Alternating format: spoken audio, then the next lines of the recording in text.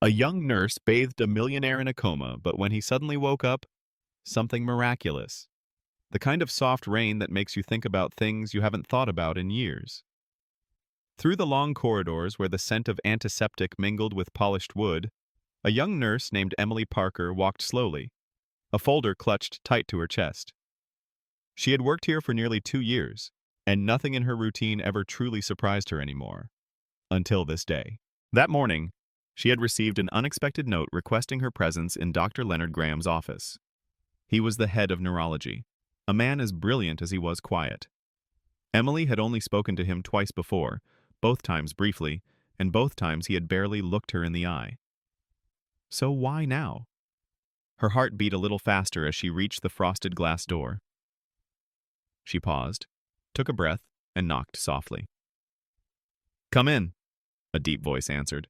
Inside, the room smelled of leather chairs and old books. A storm-gray sky stretched beyond the large window behind Dr. Graham, who stood with his back turned to her, hands clasped behind him. "Nurse Parker," he said without turning, "do you believe in doing the right thing, even when no one sees it?" The question caught her off guard. I do," she replied quietly. He finally turned, his eyes sharp but tired. "We have a patient who requires very specific care. It's not a medical emergency. It's something more complicated. And frankly, most of the staff have grown indifferent. But I believe you're different." Emily frowned slightly. "Who is the patient?" Dr. Graham didn't answer right away. He walked to his desk and placed a thick folder on the surface. The name on the front made her stomach twist. Lucas Remington. Even she had heard the name. A billionaire by 31. A man who built his financial empire from nothing. A man whose name was on everything from real estate to tech to sports. A man who, just a year ago, had been the subject of every newspaper and television headline after a late-night crash sent his luxury car hurtling off a bridge.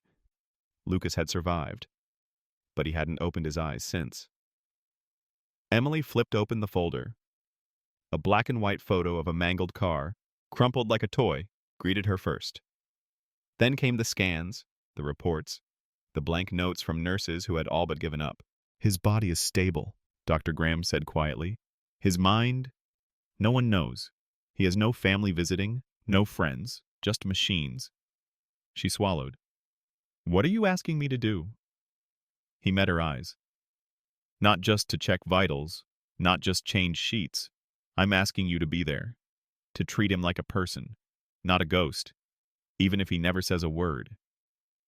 Emily looked down at the image of the man she'd read about in Forbes and Time, now reduced to silence and a hospital bed. And then she looked back up. "I'll do it," she said. Dr. Graham nodded once. "Your shift starts tonight. Top floor, private suite." The elevator creaked as it rose, old and slow, like it carried the weight of something more than just floors. When the doors opened, the top level was nearly silent. The usual beeping and chatter of the hospital faded away into something reverent. Lucas Remington's room was at the end of the hall. Suite 8C. Emily pushed open the door, and there he was. The room was unlike any she had ever stepped into. Elegant oak panels, soft amber lights, and velvet curtains pulled halfway across the floor-to-ceiling windows. And in the center of it all, lying perfectly still against white pillows, was the man himself. Even now, pale, motionless, his dark hair slightly tousled, he was beautiful. His jawline strong, his lashes thick and long against skin that had grown nearly translucent. Machines hummed. Tubes ran to and from his body like silent sentinels. His chest rose and fell in a rhythm that wasn't his own, but a machine's mercy. Emily stepped closer, breath catching in her throat.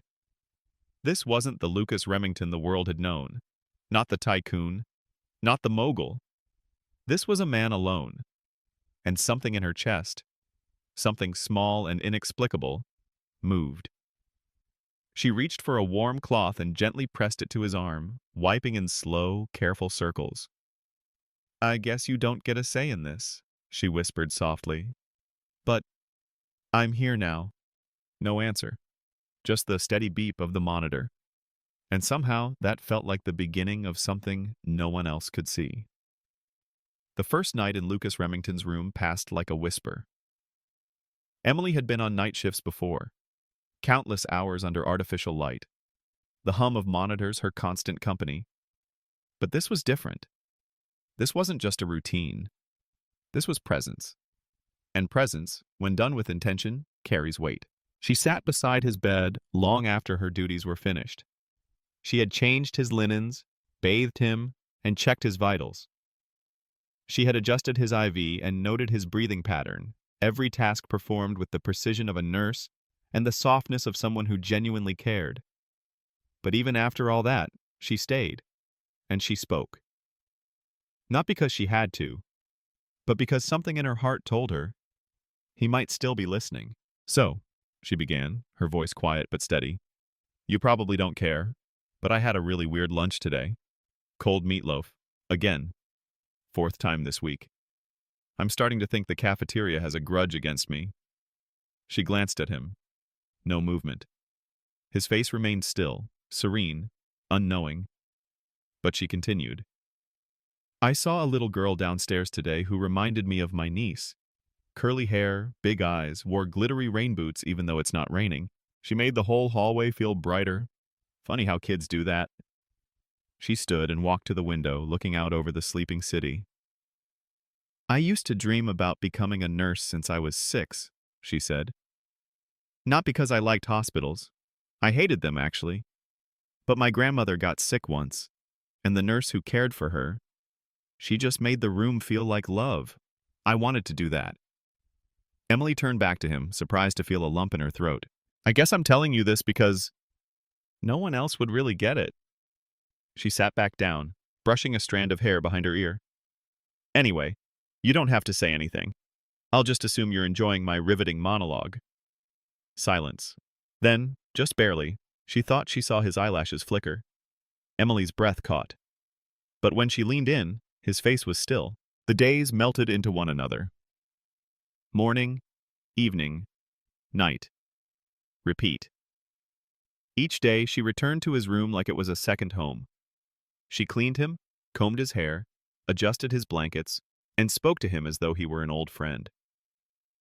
"I read somewhere," she said one afternoon as she ran warm water over a washcloth, "that coma patients can sometimes hear everything around them. Not sure if that's comforting or terrifying for you." She smiled to herself. But if it's true, you've now heard me sing off-key, rant about parking, and recite a whole recipe for lemon bars I haven't baked since college." She leaned closer to clean his jawline, pausing at the curve of his cheek. "I don't know why I keep talking to you," she whispered. Maybe because when I'm in this room, I feel less alone." She pressed the warm cloth to his skin, her touch gentle. And then, it happened. His finger twitched. It was small. So small it could have been dismissed as muscle memory. But Emily froze, her hand hovering in the air. She stared at his hand for a long moment. Nothing else happened. The silence swallowed the moment. "I must be imagining things," she muttered, standing slowly. But that night, long after her shift ended, she couldn't sleep. It happened again. 3 days later. This time it was his hand, brushing faintly against her wrist as she changed his bandage. The touch was feather light, like a sigh, but deliberate. She gasped, dropping the gauze. Her eyes flew to his face. Still motionless. Still silent. But something inside her stirred. It wasn't reflex. It was connection. She went straight to Dr. Graham. "I think he moved." The doctor raised an eyebrow. "Moved?" "His hand. Twice now. And not just spasms. It felt responsive." Dr. Graham exhaled. "We'll run tests. But Emily, please, don't let hope run too far ahead of you." She nodded. But deep in her chest, hope had already bloomed. The day after Emily's report, Lucas was scheduled for a full neurological scan. She wasn't supposed to be there. Technically, it wasn't her shift, but she waited anyway. She sat just outside the imaging room, her hands clenched around a paper cup of lukewarm coffee, her leg bouncing with every tick of the wall clock. Inside, Lucas lay perfectly still as machines circled around him, scanning the brain that had been dormant for almost a year. Dr. Graham emerged 20 minutes later, a clipboard in hand and a crease in his brow. "Well?" she asked before she could stop herself. He looked at her for a long moment and then, surprisingly, he smiled. Just a little. "There's increased activity," he said. "Not just residual signals. Not just baseline. Actual surges. Real patterns." Emily's heart skipped. "You mean he's coming back?" "I mean something is changing," Dr. Graham replied, his tone cautious. "We can't say how much or how fast, but yes, there's motion in the dark." That evening, Emily returned to Lucas's suite. For the first time, she didn't speak right away. She just stood by his bedside watching him. He looked the same, pale, silent. But now, there was something different about the way she looked at him. Before, she had spoken to a man she didn't know. Now, she was speaking to a man she was beginning to believe in. She reached for the warm basin, dipped the cloth in, and gently wiped his face. "I don't know if you can hear me," she said softly. "But something tells me you can. Maybe not every word. Maybe not the bad lemon bar jokes, but something." She adjusted his pillow, her movements quiet and practiced. "You're fighting, aren't you?" she whispered. "Somewhere inside, you're trying to find your way back." She sat beside him and folded her hands in her lap. "My mom used to say that the soul can still listen even when the body goes quiet, that the heart knows who it wants to hear." Her voice wavered. "I hope, for your sake, it's me." The next morning, Emily returned to her routine. Clean linens, check vitals, record logs. But everything she did felt different now, like the walls themselves were holding their breath. She was gently wiping his chest with a warm cloth when she felt it again. His fingers, closing softly around her wrist. Not a twitch, not a spasm. A grip. Weak, hesitant, but real. Emily froze. Her breath caught in her throat. She stared at his hand, at the place where his skin touched hers. And then, his eyes opened. Two deep, ocean blue eyes blinked slowly against the light. At first they were dazed, disoriented, but not empty. Alive. Emily gasped, stumbling backward, knocking the basin to the floor with a splash. "Oh my God!" She fumbled for the call button and slammed her palm against it. The alarm blared down the hallway. Seconds later, the door burst open. Doctors and nurses poured in, Dr. Graham at the front. "What happened?" "He—" Emily pointed, shaking, her voice trembling. "He opened his eyes. He grabbed my hand. He's awake." The room swelled with motion. Monitors were checked, pupils tested, names called. But Lucas, his gaze never left Emily. Even as lights flashed and voices rose, he followed her. "Grant," she whispered, her voice caught between disbelief and tears. He blinked, his lips parted, and then a hoarse, broken whisper fell from his mouth. "Emily." The room had never felt so alive. And yet, for Lucas, everything was a blur. Light too bright, sounds too loud, and faces unfamiliar. The machines beeped like alarms. The voices swirled around him. The ceiling spun. But one thing stayed still. Her. Emily. Through the chaos, his gaze found hers again and again, like a compass always pulling north. He didn't remember much. He didn't even remember why he was here. But her name had found its way to his lips before logic could. That meant something. Over the next few hours, the hospital buzzed with activity. Specialists were called, labs ordered, scans performed. Lucas was evaluated from head to toe. Physically, he was weak, frail. Muscles that hadn't moved in a year now trembled from the effort of simply lifting a finger.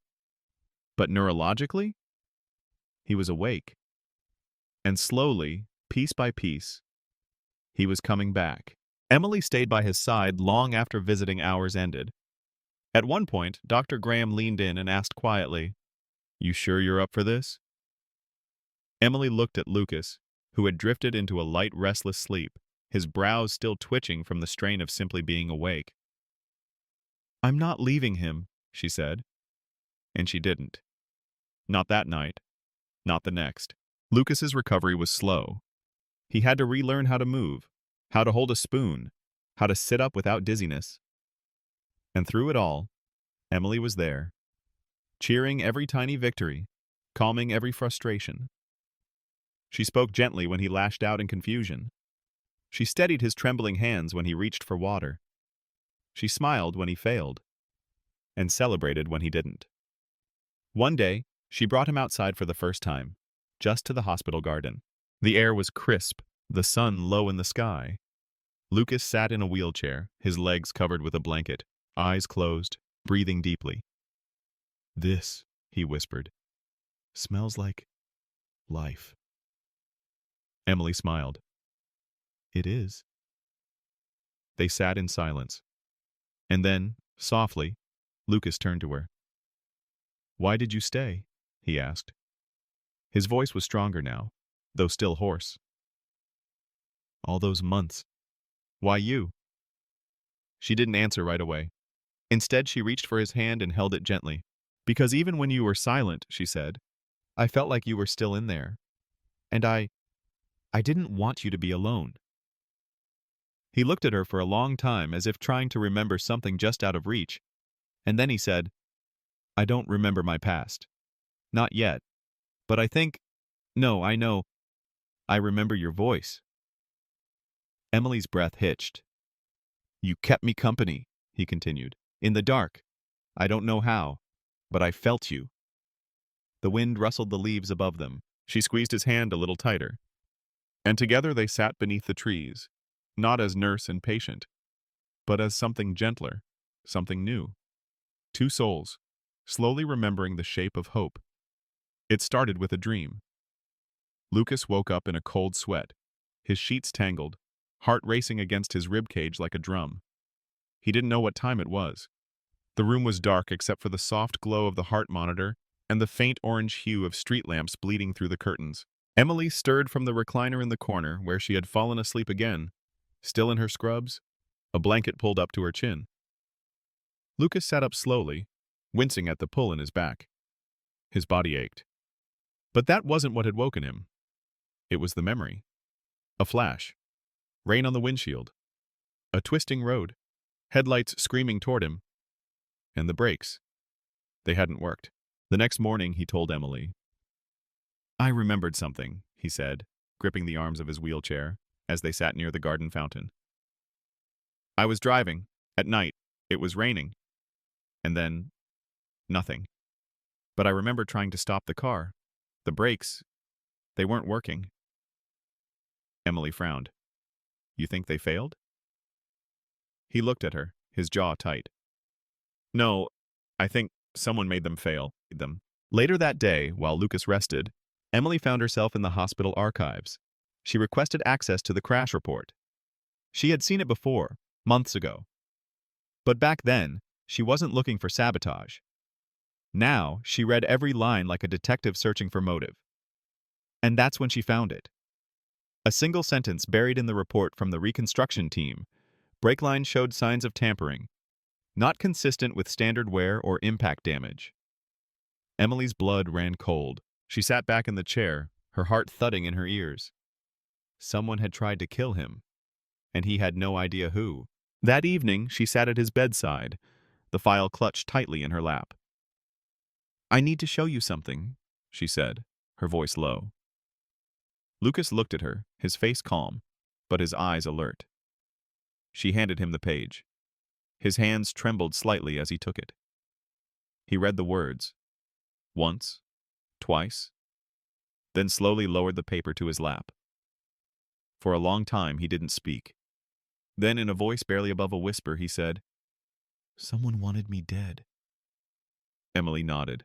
Lucas leaned back against the pillows, his gaze fixed on the ceiling. "I have enemies," he murmured. "Of course I do. Business. Power. There are people who would rather see me gone."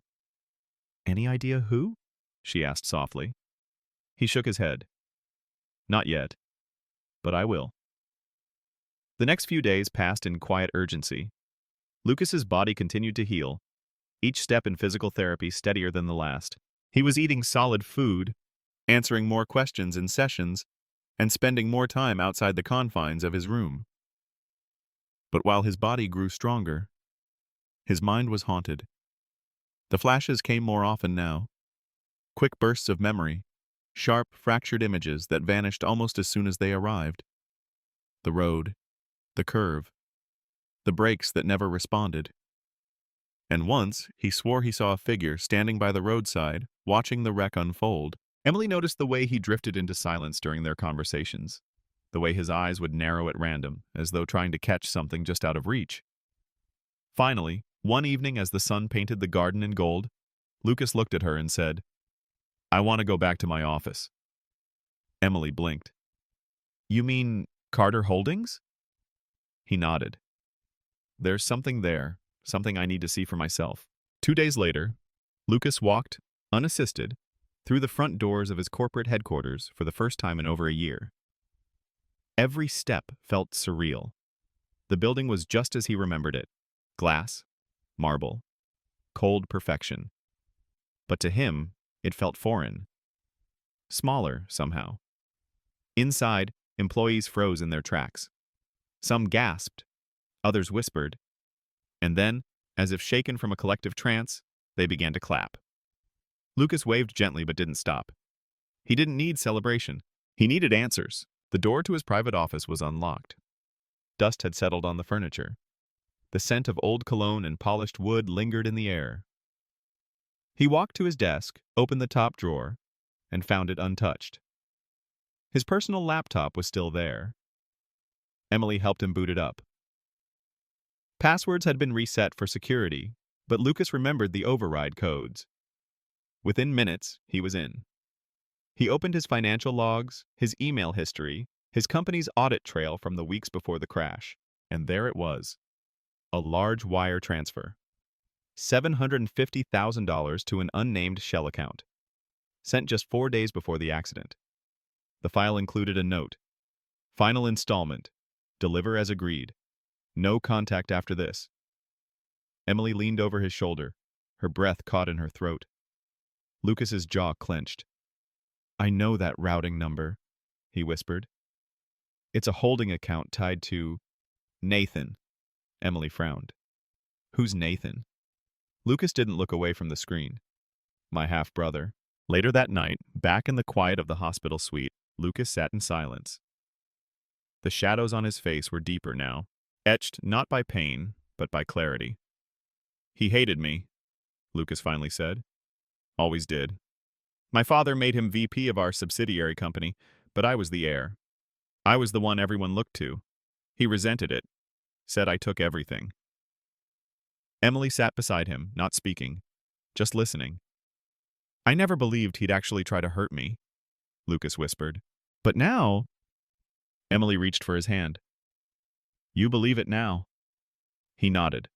The address hadn't changed. Lucas stood outside the heavy iron gates of the Remington family estate, once his childhood home, now occupied by the man who may have tried to end his life. Emily stood beside him, her hand lightly brushing his. "Are you sure you want to do this alone?" Lucas gave a slow nod. "I need to look him in the eye. If I'm going to move on, I need the truth. From him." She didn't let go.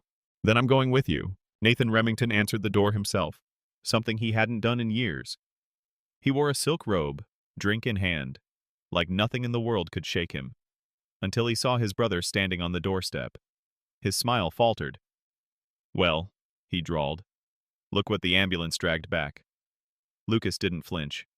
"We need to talk." Nathan glanced at Emily, his smile returning, this time thinner, colder. "Of course. Come in. Let's pretend we're still family."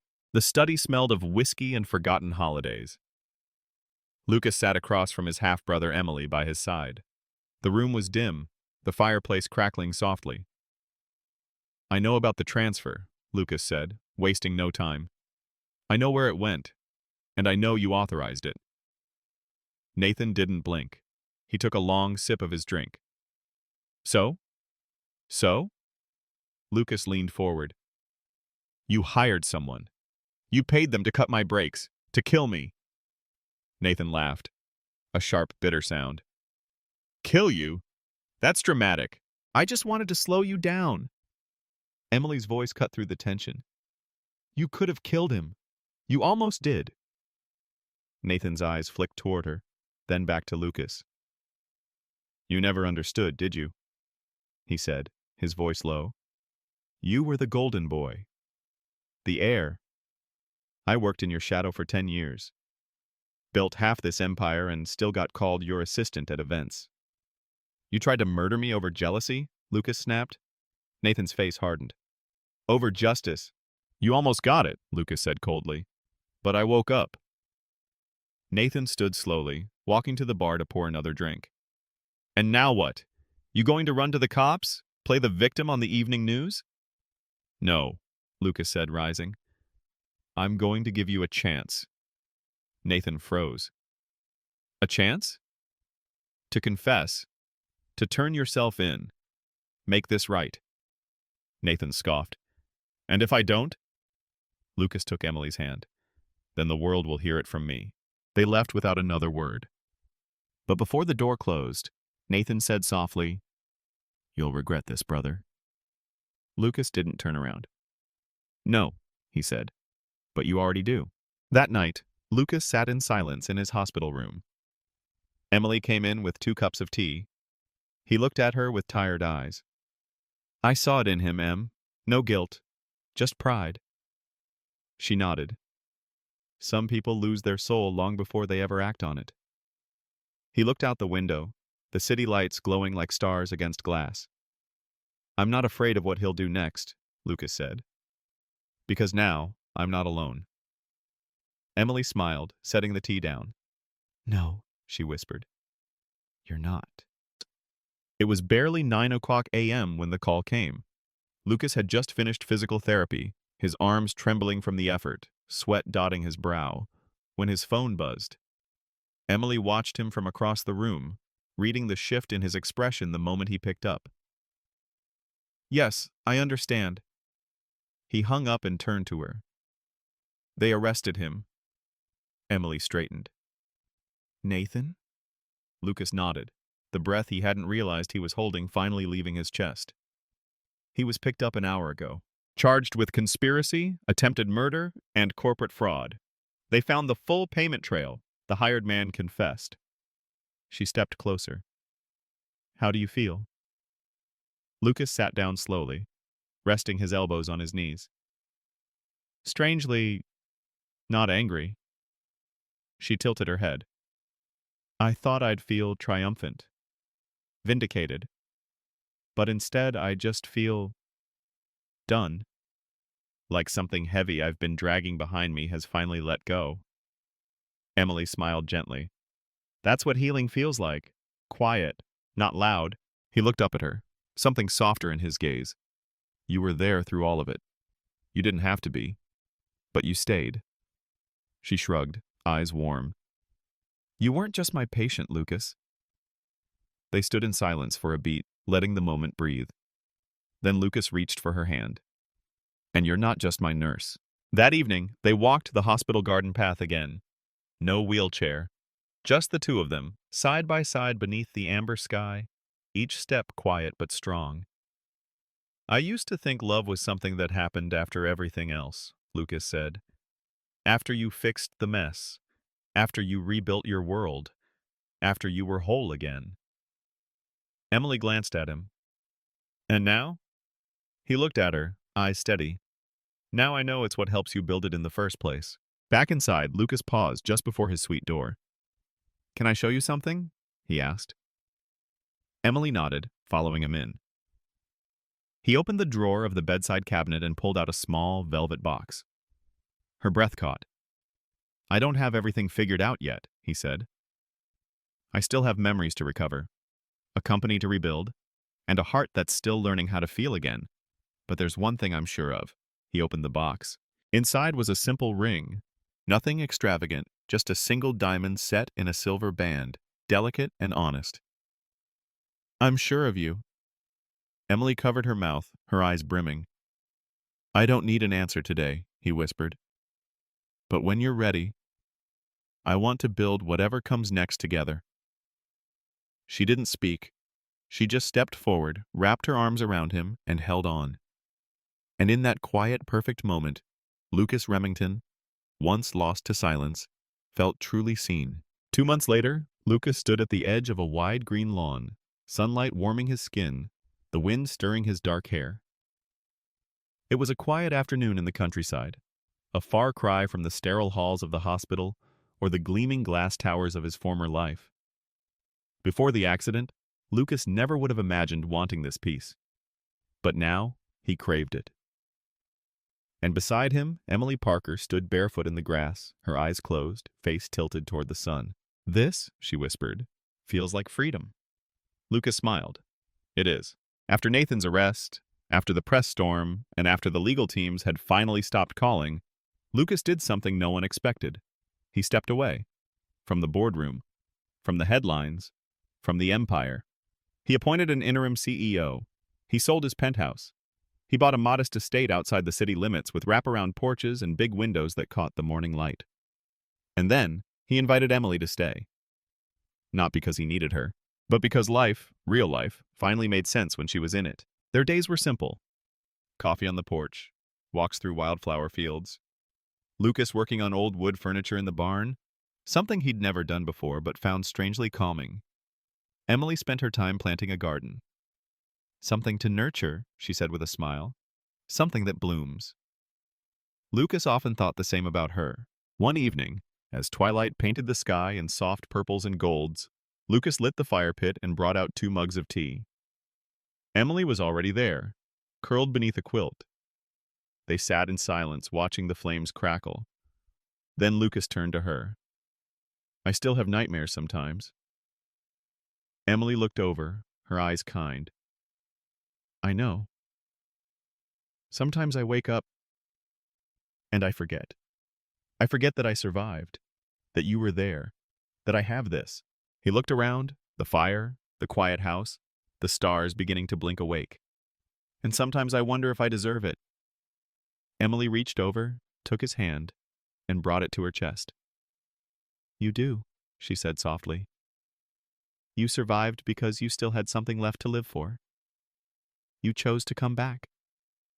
She leaned in, her forehead resting against his. "And I chose to stay. Not because you needed saving, but because I saw a man who didn't want to be defined by pain." Lucas closed his eyes, her heartbeat steady beneath his hand. "You make me believe in second chances," he whispered. She smiled. "You gave me mine." The wind carried the scent of fresh lavender through the air as friends and family gathered in the garden behind Lucas's country home. It was early autumn, the kind of day that felt kissed by grace, cool enough for sweaters, warm enough for joy. The rows of white chairs faced a small wooden arch wrapped in wild vines and soft white blossoms. Lanterns swayed from nearby trees. Nothing extravagant, no chandeliers or violin quartets, just a gathering of hearts, people who had witnessed a miracle and come to celebrate the love it had given birth to. Emily stood behind the farmhouse door, her breath catching in her chest. She never thought this day would come. Not because she never wanted it, but because life had taught her, again and again, that dreams were fragile things, that good people don't always get good endings, that the ones we save don't always stay. But Lucas had. He had fought back from the edge of death. And now, he was waiting for her at the end of the aisle, with a smile that could melt winter from the sky. Lucas stood in a dark gray suit, no tie, no tuxedo tails, just him. Real, steady. He had never looked more alive. As the soft melody of acoustic guitar floated through the air, Emily stepped into view, wearing a simple lace gown and bare feet in the grass. She didn't carry a bouquet. She didn't need to.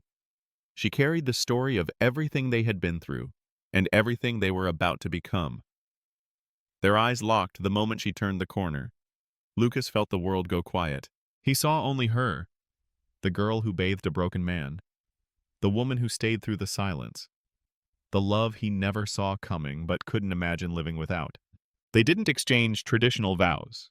Instead, they spoke from the heart. "I was a man who had everything," Lucas said, voice steady. "Money, power, control. And still, I was lost. It took losing everything, even myself, to see what truly mattered. He turned to Emily. And when I opened my eyes, the first thing I saw was you. Emily blinked back tears. I never planned on loving you, she said. But somehow it happened, in quiet moments, in rooms no one else walked into, in the way your silence spoke to mine. You didn't just wake up, Lucas, you woke me up too. They were pronounced husband and wife beneath an open sky, wrapped in wind and light in the soft hush of leaves. And when they kissed, it wasn't dramatic. It was simple, certain, unshakable. That night, long after the last guest had left and the lanterns still flickered in the trees, Lucas and Emily sat on the porch swing, wrapped in a blanket. You know, Lucas said softly, I used to think the greatest miracle of my life was waking up. Emily leaned her head on his shoulder. And now?